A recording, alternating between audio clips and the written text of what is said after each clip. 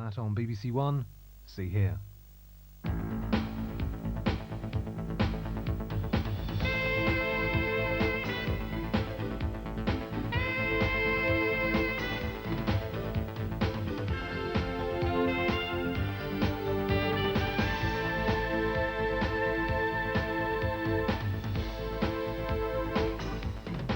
Hello and welcome to See Here. In today's programme we have a report on the growing incidence of bullying in schools. And later in the programme, Agnes and Mika Broja are going to help me formulate a motion. We're getting ready for the BDA annual conference. But first, technology in the field of audiology is coming along in leaps and bounds. The controversial debate of cochlear implants will continue, but we cannot deny the technological advances. Researchers at University College London have now developed a machine called the Echo Port, which is capable of diagnosing a child's deafness within days of being born. What's more, the machine is portable and can be connected to any IBM-compatible computer. At the moment, some children undergo what's called a distraction test at about 8 or 9 months. It tests their ability to hear sounds from behind them. But doctors believe only a very small proportion of hearing problems are picked up in this way, leaving many others to go undetected. Find the hat. Elizabeth was nearly a year old when she took the distraction test and her deafness was discovered, relatively early compared to some cases, but her parents still feel if it had been found earlier it would have made an important difference. We thought we had a hearing child and it would have been better for her. It would have been better for us. We would have been able to find out more about deafness right from the very beginning. We would have been able to do much more with her. We would have learnt signing from the beginning. The scientists behind the new computer equipment say because it is accurate, small, portable and easy to use, this should now be used to test all children as early as possible. Now, Dr. Watkin, how exactly does the Echo Port work? The Echo Port is an instrument for recording the very quiet sounds that we all hear in our ears if the ear is functioning normally, if the ear is functioning. These very quiet sounds are echoes of sounds that go into the ear, so that if a tune is played into the ear, if the inner ear is functioning, we get a minute echo of that tune coming out of the ear. This is what the machine does. It separates out that minute echo from the background noise. If we look on the screen here, we can see an echo across the screen here, and that tells us that the inner ear is functioning, that we are producing an echo from that ear. It may be worth showing what it's like to demonstrate it on your ear, Clive.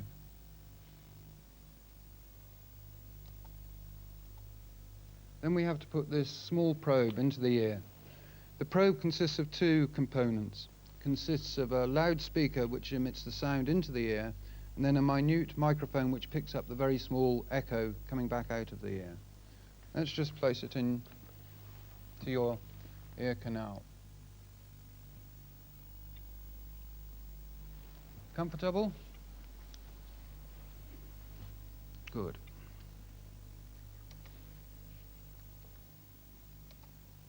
Then what we're doing now is we're collecting the echo that's coming out of your ear. Let's just look at it building up on the screen. So this is the sound that we're actually recording in your ear canal. And you can see it's quite different from the sound that was recorded on the former screen.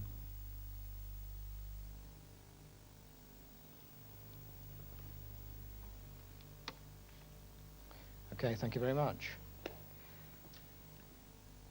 Now, I'd be interested to know, what the difference is. In the past, they used to, wave bells and do a distraction test. How different is this from conventional methods, and how effective is it in comparison? Yes, you're quite right, Clive. We've used the distraction test in this country over the last 20 years and implemented that test at the age of 7, 8 months. It's not been a very sensitive test in many districts, and many deaf children have actually passed that test when they should have failed it. So they've not been identified by that test. Not in all districts, but in some districts. Clearly, even when we're identifying the children through the distraction test, and the distraction test is working well, those children aren't being identified until around about the age of a year, or just under a year, even with the test working at its best. The big difference with this machine is that we can implement it as a screen, and we can do that in the newborn period, so that we can actually diagnose babies as being deaf within the first month, 2 months of life.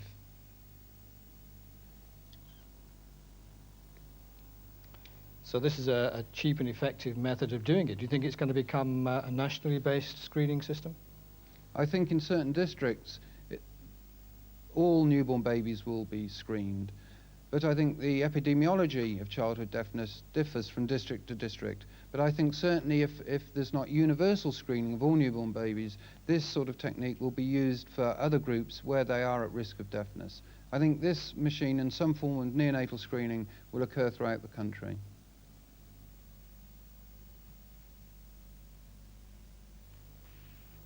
Thank you very much, Dr. Watkins. So what do you think the advantage is of early diagnosis and doing it as early as possible? Well, I think the advantages really speak for themselves. If the earlier a child can get access to language, whether that be spoken or sign language, the earlier it's going to develop its own communication skills. The earlier it's going to understand danger signals, danger signs, and understand complex things like personal relationships. The better equipped it's going to be for both preschool and school provision. And longer term, the child will be safer, have a fluent language, and probably be a slightly more socially adjusted person.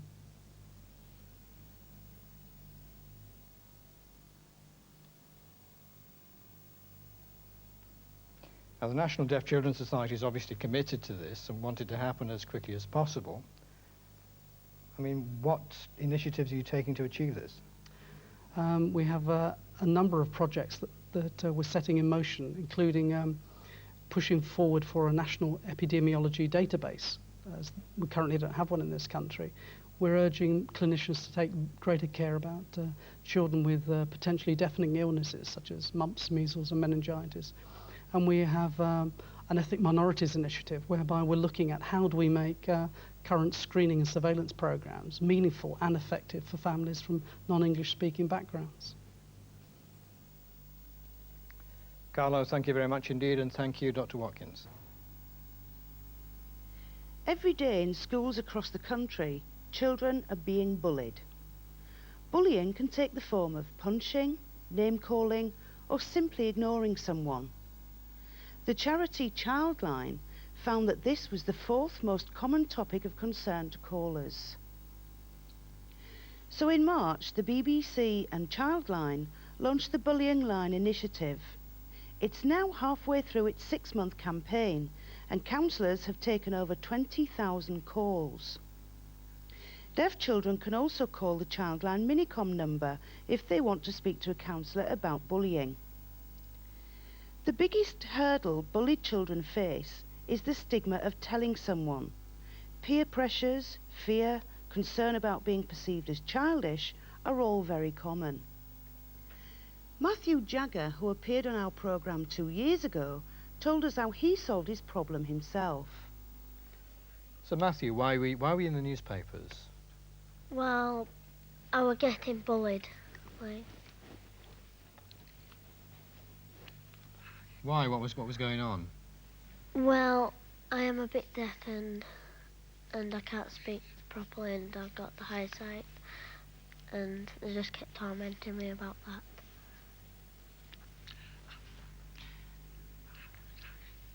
So how did you get this idea of writing a letter? Well, they kept tormenting me all the time, and I was sick of it, and then I just wrote the letter. And that was your own idea, was it?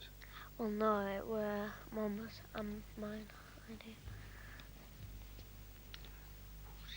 So who did the letter go to? Who was it sent to? It was sent to my head teacher.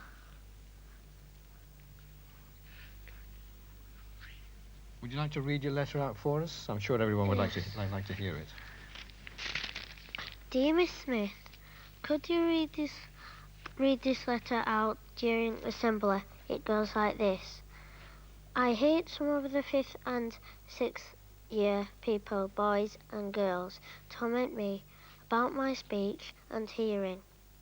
My name is Matthew Jagger and I'm in class 5S. I wear glasses and 2 hearing aids. I hate wearing them, but I have to do to help me see and hear. But people don't seem to understand. They laugh at me and call me names, which makes me very, very unhappy. I just wish it could stop and we could all be friends. Thank you, Matthew Jagger. Well, that was a novel way of handling the bullies in his school. But why do some children bully others? And what can you do if you're bullied? With me are Tim Delaney and Mary MacLeod, a senior childline counsellor. Now, Tim, you were bullied in your junior school by other children. What form of bullying was that? It was kicking, punching. What he did to me was really just kicking and teasing, and it hurt quite a lot. Now, did you manage to speak to your parents or your teacher or friends about it? No, I didn't talk to my friend or parent because I was too scared, but I did talk to my teacher, Mrs. Wiles.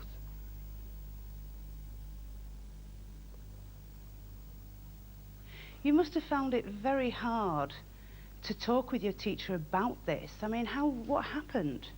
Yes, I did find it hard, and it did take a lot of courage, but in the end she did tell the head teacher.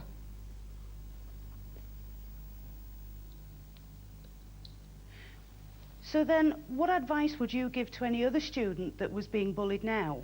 I would advise them to tell their parents and teacher and not be scared of the bully.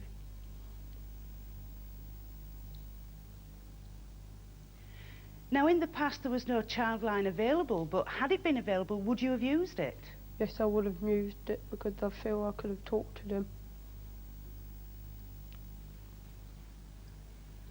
Now, Mary, can you tell me how this bullying line works and what advice would you give someone like Tim? When children ring us, they get put through to a counsellor who can spend as much time as the child needs talking about what's happening and also talking about how the child is feeling. Tim said how very scared he was. Many of the children who were talking to us haven't told anybody before. They're absolutely terrified, and perhaps for the first time they can cry about what's happening and say how very frightened they are. So Tim's not an isolated incident. There's obviously lots of children with this problem. Not isolated at all. We have received an overwhelming response to the bullying line, and it's very clear that very many children in very many schools experience bullying relentlessly and on a daily basis. Now, when you're called, what's your main concern? Our main concern is to do two things, really. The first is to think with the child how we can best approach the problem of stopping the bullying, and that's not easy to do. The second concern is to try to offer the child emotional support. By the time children have been bullied over maybe 1-2 years, and that's not uncommon at all for us, then children have lost a lot of confidence. They often blame themselves for the bullying, and so we want as much as possible to build up their confidence so that they can maybe take steps themselves and hopefully tell a teacher, tell their parents, so some action can take place as well. So what happens to these children then that can manage to call Childline, but those who feel vulnerable and can't speak to their parents, teachers or friends? What we're hoping to achieve alongside the BBC with this campaign is to persuade schools to adopt anti-bullying policies, to raise the issue of bullying in schools. We know from research that if that happens, the incidence of bullying in schools reduces dramatically, and we hope to reach these more vulnerable children in that kind of way.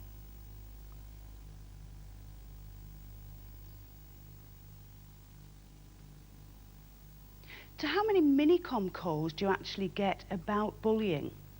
10% of our calls on the Minicom are about bullying, and at the moment we're answering around 200 calls a month.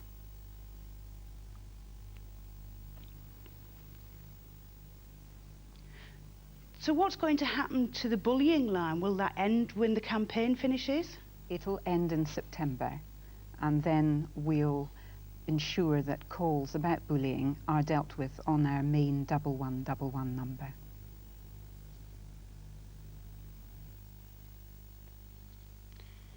So the bullying line could do with some help itself. And here is someone who can do something about it. Geraldine Davison was sponsored when she took part in the recent London Marathon. And here she is to present her cheque.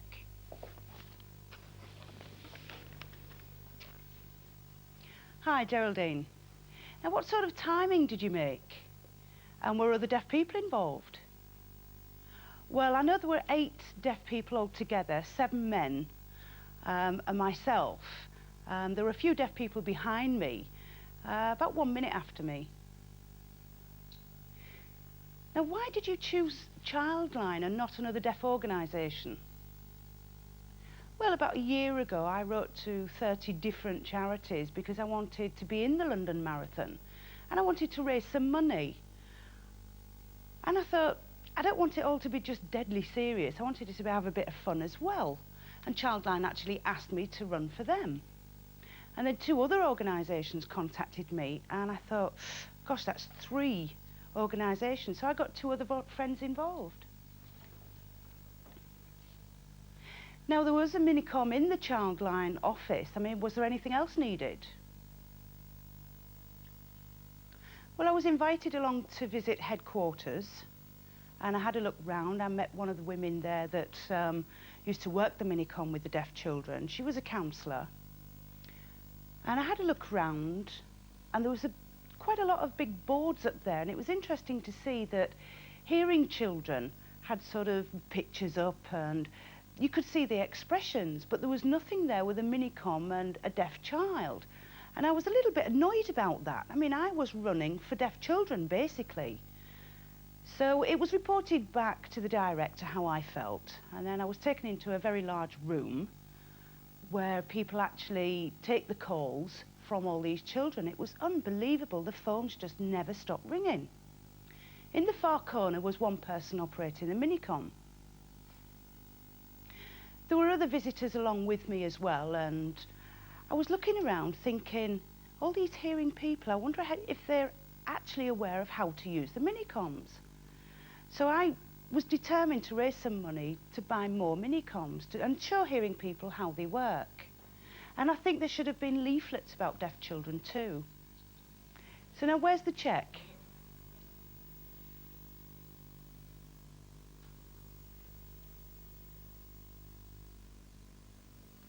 That's brilliant. Thanks very much, Geraldine. £1,000, that's fantastic.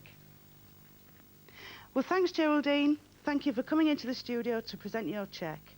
And thank you, Mary and Tim. If you're being bullied, you can call the bullying line on 0800 449944. It's open every day from 4 p.m. to 9 p.m.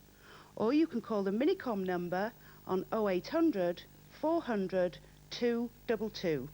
We'll give you the number again at the end of the programme. As many of you will know, it will soon be BDA conference time. And for the past few weeks, some of you may have been preparing motions for the meeting. The motions you put forward will determine the policy of the BDA over the coming years. Preparing a motion and influencing policy can, however, be a very tricky process. Everyone has to be clear about what they want and how to achieve it. As the process, the democratic process, is quite new to the BDA, things can be confusing, as they were last year in Leeds. Agnes is right.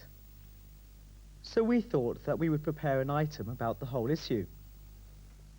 How democracy works, how policy is made, how you can exercise your rights, and make your voice heard effectively.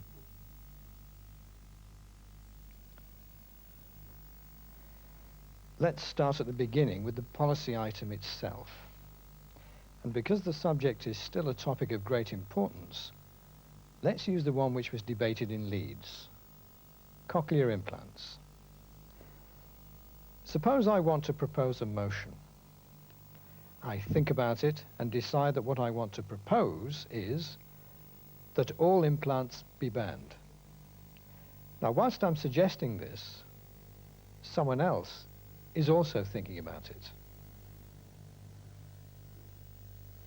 I was watching the See Here programme and realised that there are always two sides, and often more, to every issue. Cochlear implants are obviously useful in certain cases, so what I want to suggest is that cochlear implants should be banned for children. Adults can make up their own minds. That's a bit tricky though, isn't it? They can be successful for some children, those not born deaf. So I want to suggest a motion that cochlear implants be banned for children who were born deaf.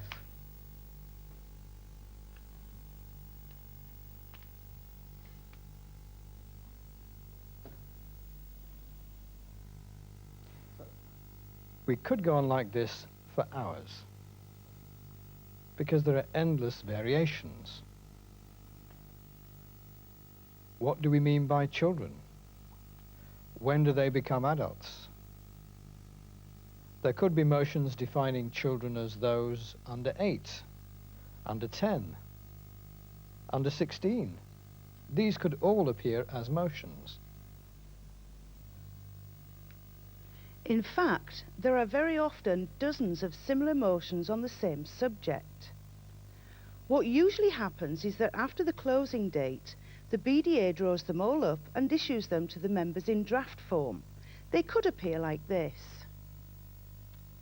That all cochlear implants be banned, proposed by Clive Mason, seconded by John White. That all cochlear implants be banned for children, proposed by Agnes Diab, seconded by William Brown. And that all cochlear implants be banned for born deaf children, proposed by Mika Boja, seconded by Susan Johnson.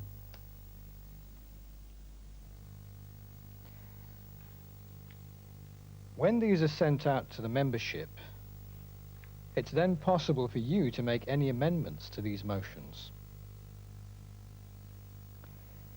You may feel that born deaf children is too vague, and you may want the motion to say born deaf children under 8 or 10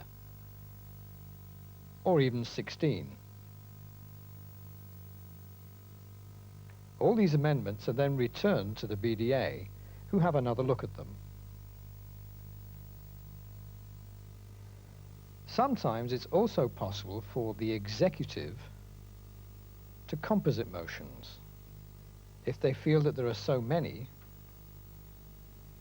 and some of them are so similar, they may ask some of the proposers if they are prepared to accept other motions.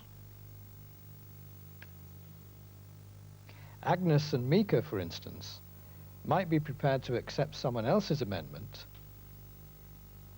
which says that cochlear implants be banned for born deaf children under 16. If they agree, That will replace the other two, keeping the number of motions down.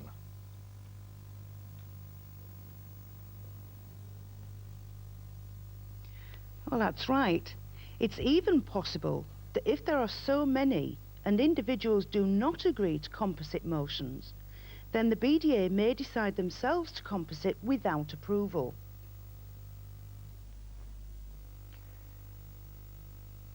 Anyway, let's assume that the two motions which do get agreed on before conference are as follows.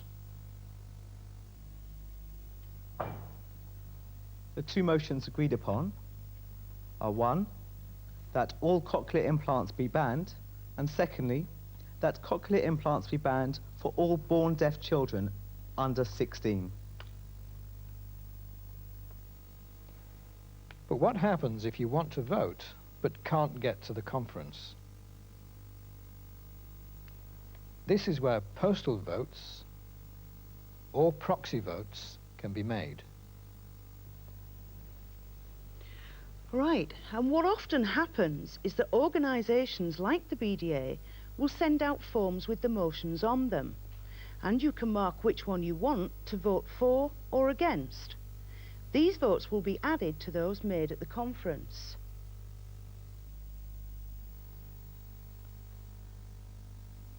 Right, but there can be some confusion. If you remember last year at Leeds, one member complained that the motion put forward in her name was not the one she'd suggested.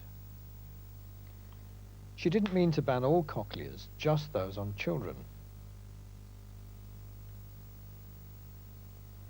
But the forms had already gone out and been voted on. That caused a problem. Because of the postal and proxy votes, motions or amendments cannot be changed. So you're stuck with the original wording.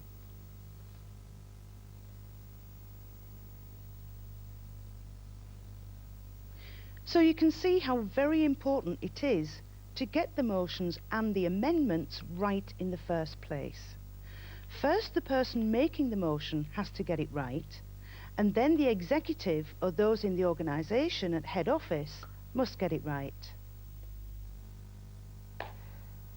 There is nothing more interesting and exciting than discussion over motions, getting policy right, and getting what you want, because it is, after all, your organisation.